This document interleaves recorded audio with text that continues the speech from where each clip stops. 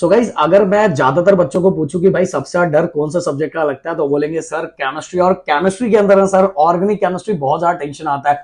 Organic chemistry का जो reaction है ना सर, कुछ समझ में नहीं आता। जो हम पढ़ते हैं एग्जाम में दूसरे तरीके से आता है, तो हम लिखे क्या क्या ना करें, बहुत टेंशन आता है। तो देखो गाइज, अगर आपको केमिस्ट्री पढ़ना है तो ऐसे टीचर से पढ़ना चाहिए। सबसे पहली बात कि उन्होंने इतने साल तक केमिस्ट्री पढ़ाया हो, उनका अच्छा खासा एक्सपीरियंस होना चाहिए केमिस्ट्री के अंदर। उनको पता रहता है कि केमिस्ट्री को किस तरह से पढ़ाया जाता है।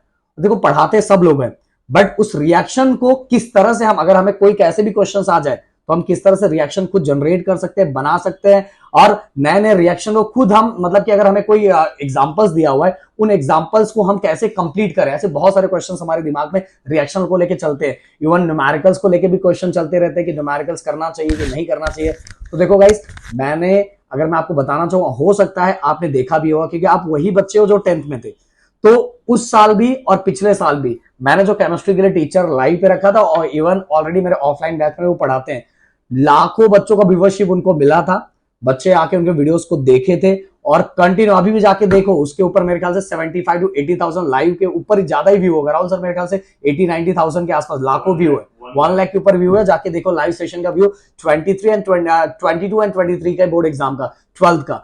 तो और ऑलरेडी जिस सर से मैं मिलाने वाला हूं, 15 साल के ऊपर हो चुका है केमिस्ट्री पढ़ाते हुए। और केमिस्ट्री पढ़ाने के साथ ही पेपर, वो चीजें नहीं बताऊंगा, बस इतना समझ लो कि बोर्ड का पेपर चेक करते समय क्या क्या प्रोसेस है, पेपर चेक करने का भी उनको बहुत ज्यादा एक्सपीरियंस है। इसीलिए मैं चाहता हूं कि ऐसे टीचर से आपको मिलाऊं और आपको बहुत ज्यादा नॉलेज मिले कि आपको पढ़ना कैसे चाहिए। आपको पहले ये पता चलना चाहिए केमिस्ट्री पढ़ते कैसे है और उसमें क्या क्या पढ़ना चाहिए।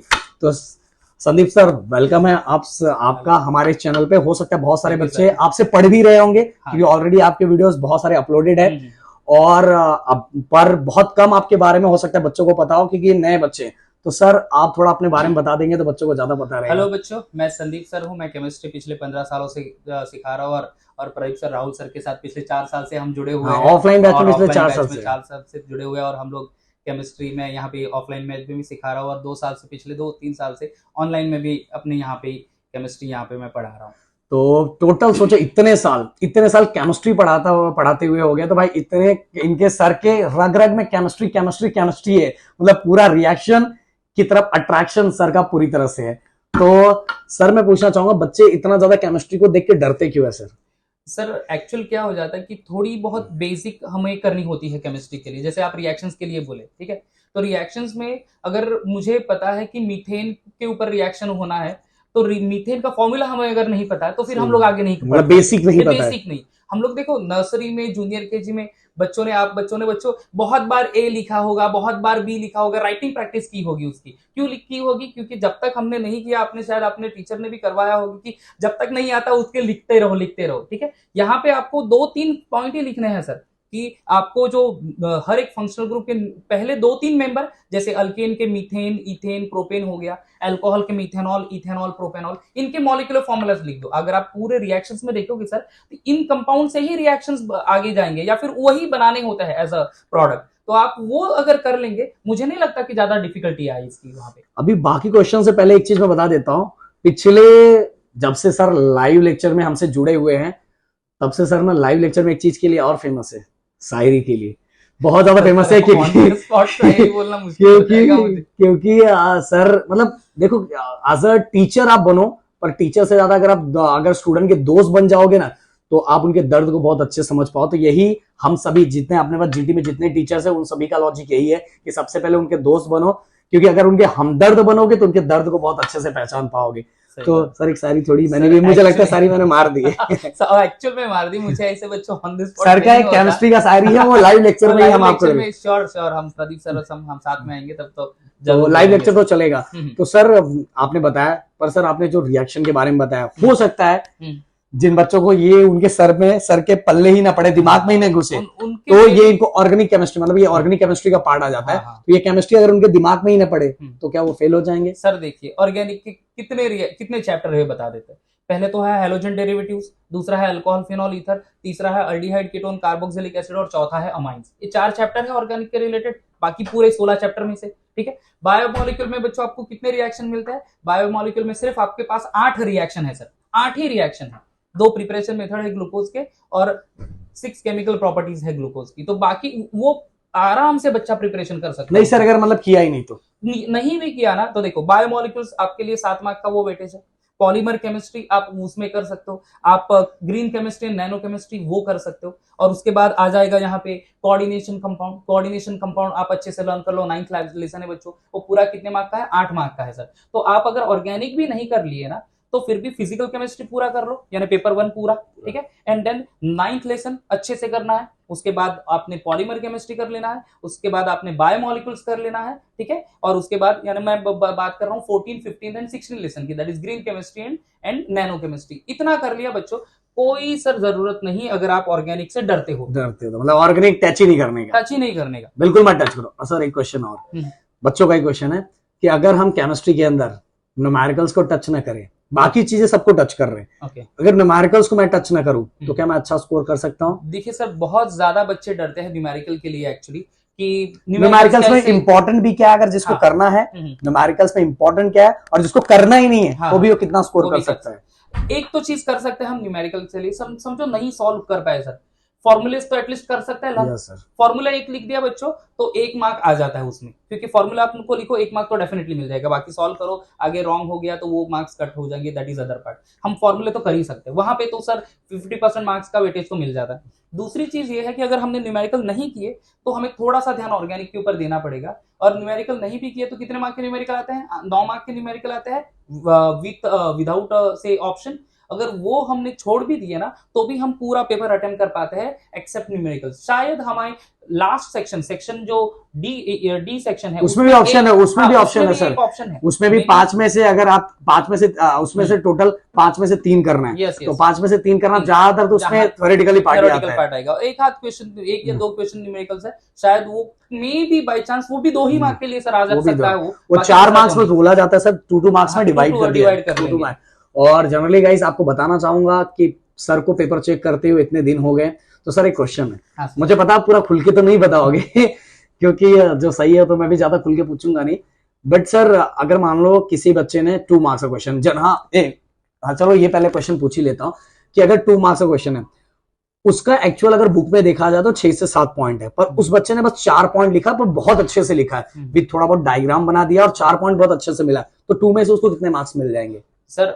2 में से 2 समझो कि 2 में से 1.5 मार्क्स दे दिए एग्जामिनर ने। सर बोर्ड का पैटर्न ये है कि उसी क्वेश्चन में राउंड ऑफ कर लेते हैं मार्क्स को, मतलब 1.5 मार्क को 2 मार्क कंप्लीट कर लेते हैं। समझो कि एक पूरा क्वेश्चन है अपना, तो मतलब उसको 1.5 मार्क्स मिल जाएगा, उसने 7 में से 4 आराम से और उसके बाद वो राउंड ऑफ करके 2 हो जाएगा, क्योंकि समझ लो एक क्वेश्चन है अपना जो पूरे 10 मार्क का क्वेश्चन है, मतलब पूरा मैं बता रहा हूँ, जस्ट एक एग्जांपल ले रहा हूँ, और बच्चे को 8.5 मिल गया तो उसी क्वेश्चन में वो 9 मार्क्स किया जाएगा। मतलब सेक्शन का जब पूरा एक साथ है, यस समझो क्वेश्चन नंबर 1 है, क्वेश्चन नंबर 2 है, क्वेश्चन नंबर 3 है, तो वो वहीं से उस क्वेश्चन में ही राउंड ऑफ कर लिया जाता है। तो बोर्ड का ये पैटर्न है सर। गाइस ये चीज मैं आपको करके दिखाऊंगा कि ये सर क्या बोल रहे हैं, क्योंकि एक्चुअली जो चीजें मैं बताऊंगा तो आपको समझेगा कि सर क्या बोल रही है। हर सेक्शन के अंदर ना राउंड ऑफ होता है, वो चीजें बहुत इंटरेस्टिंग है, इससे बहुत मार्क्स बढ़ते हैं।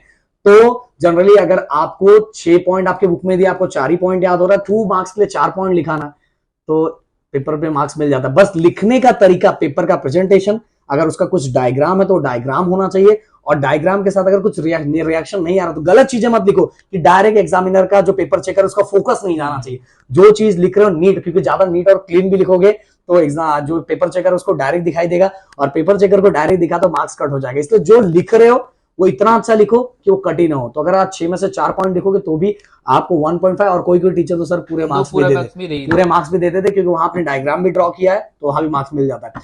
सर अगर मैं बात करूं इनऑर्गेनिक केमिस्ट्री की, फिजिकल केमिस्ट्री की, अगर जिसके अंदर थोड़े बहुत डायग्राम्स है, ओके, डायग्राम्स, अगर बच्चे ने डायग्राम ड्रॉ किया, उसको कुछ नहीं आता, तो अगर उसने डायग्राम की बस प्रैक्टिस की और उससे रिलेटेड 2-4 पॉइंट लिख दिया, हो सकता है वो क्वेश्चन से जस्ट मैच थोड़ा बहुत नहीं खाता हो, तो भी उसके मार्क्स कुछ ना कुछ मिलेंगे कि नहीं? डेफिनेटली मिलेंगे सर। देखो डायग्राम किस में आता है, इलेक्ट्रोकेमिस्ट्री में आता है, ठीक है। अब इलेक्ट्रोकेमिस्ट्री में बच्चों लास्ट ईयर का क्वेश्चन पेपर देख लो, तो वहां पे एसएचई के लिए डायग्राम पूछा है, ठीक है, सिंपली डायग्राम आपने इंपॉर्टेंट क्वेश्चन में दिया था, इंपॉर्टेंट में भी दिया था। तो 2 मार्क का क्वेश्चन सर सिर्फ डायग्राम ड्रॉ करना है और लेबल देना है, एनोड कैथोड कौन सा है, इलेक्ट्रोलाइट क्या है, वो दे देना है, आपको पूरे मार्क्स वहां पे मिल जाते हैं बच्चों। तो हार्डली लेबलिंग कर लो, 3 से 4 लेबलिंग, और प्लीज पूरा डायग्राम देख लो, ठीक है।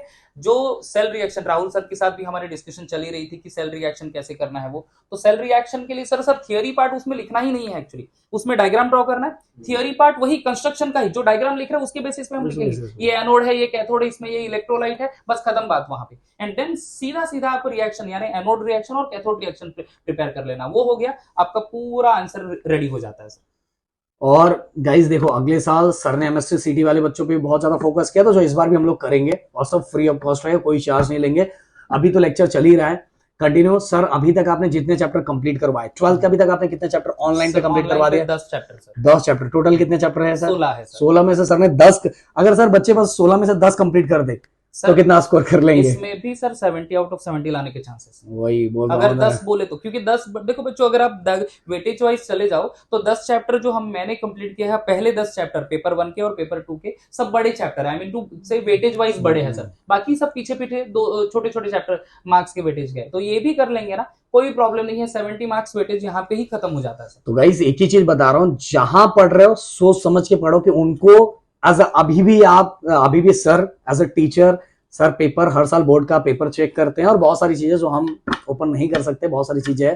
तो और बाकी सर कोई और सजेशन देना चाहोगे आप केमिस्ट्री वाले बच्चों को कि इनको क्या करना चाहिए एट टू लास्ट, क्योंकि अब लास्ट टाइम चल रहा है, और इस बार सर एमएससी सीटी का एग्जाम भी हर साल मई में होता था, इस साल अप्रैल में कर दिया है, तो बच्चों पे सर पे दर्द बहुत ज्यादा है। तो अगर बच्चों को बोर्ड एग्जाम की तैयारी करनी है, लास्ट अभी जैसे अभी ये अक्टूबर चल रहा है, अक्टूबर मतलब जब जनरली तो खत्म ही हो जाएगा, नवंबर एंड दिसंबर, तो उनको किस तरह से प्लानिंग करना चाहिए लास्ट टू लास्ट? सर पहला मेरा सजेशन होगा, हर एक बच्चा पहले पेपर 1 कंप्लीट कर लेगा। पेपर 1 के टोटल 8 लेसन है sir, 8 lesson on an average 6 marks के लिए है, तो फिर हम लोग बोलेंगे तो 48 to 50 मार्क्स वहीं पे कवर हो जाएंगे, मतलब 70 में से 50 सब वीडियोस बने हुए हैं सर के, सब ऑलरेडी वीडियो बने हुए हैं बच्चों, तो वो 48 to 50 marks on an average वो कंप्लीट हो जाता है पेपर 1 में ही, ठीक है, वो कर लेंगे। उसके बाद फिर पेपर 2 के जो हमने ऑर्गेनिक, अगर बच्चों डर रहे तो फिर कहाँ पे जाना है, बायोमोलिक्यूल्स कर लेना है, कोऑर्डिनेशन कंपाउंड कर लेना है, अपने नैनो केमिस्ट्री ग्रीन केमिस्ट्री कर लेना है, अपने अमाइंस कर लेना है, इतना खत्म कर दिया बच्चों। उसके बाद अगर टाइम मिले और आपको कॉन्फिडेंस भी आ गया, चलो भाई अभी आगे कुछ करेंगे, तो फिर चले जाओ halogen derivatives and alcohol phenol ether और जो ऑर्गेनिक के चैप्टर। अगर कुछ भी नहीं आता हो तो PYQ मतलब उत्तम और हमारे वीडियोस, बस इसको देखो और उसको सॉल्व करते रहो।